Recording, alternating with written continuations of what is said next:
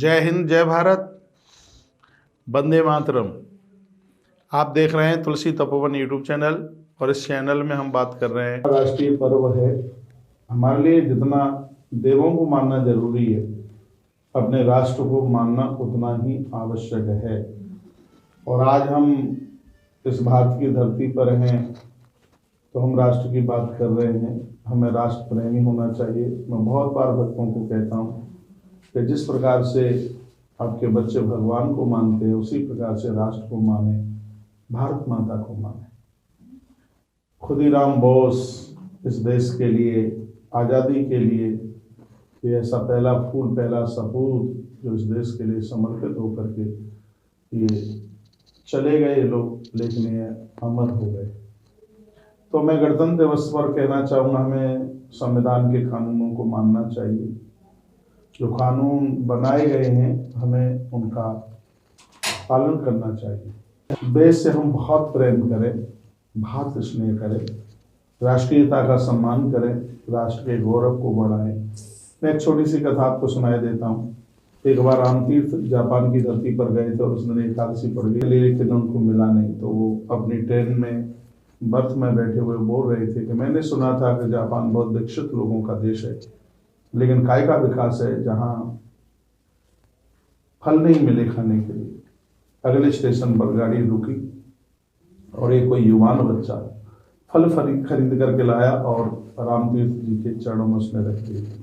कहा, गुरुदेव ये फल खाइए। रामतीर्थ जी ने कहा, गुरु जी ने कहा कि बेटा हमने सब जगह देखा, फल नहीं मिला, तुम कहाँ से लेकर आ गए? उस बच्चे ने कहा, युवान था, उसने कहा, गुरुदेव ये भारत नहीं, ये जापान है। कहा, स्टेशनों पर सामान नहीं, हम बाजार में मिलता है, खाने पीने की चीज़ों को संभाल करके ध्यान रखना होता है। मैं लेके आया हूँ, गाड़ी ज़्यादा देर तक रुकी थी, आप लीजिए। पुराना समय था। गुरुजी ने एक 10 की सिक्की निकाल करके दी, कहा ये फलों की कीमत लीजिए। 10th क्लास में पढ़ने वाला वह जापानी बालक, और वह कहने लगा, गुरुदेव मुझे आपसे पैसा नहीं चाहिए। रामतीर्थ जी ने कहा, तुम्हें पैसा नहीं चाहिए, कीमत नहीं चाहिए, तो हमें तुम्हारे फल नहीं चाहिए। तब उसकी आंख में आंसू आ गए और उस जापानी बालक ने कहा, गुरुदेव यदि इन फलों की कीमत तुम चुकाना चाहते हो तो पैसों से नहीं, एक वायदे से चुकाइए। और ये वायदा कीजिएगा, इन फलों की कीमत इतनी सी है, भारत लौट करके तुम जा करके मत कहना कि जापान में मुझे केले खाने को नहीं मिले।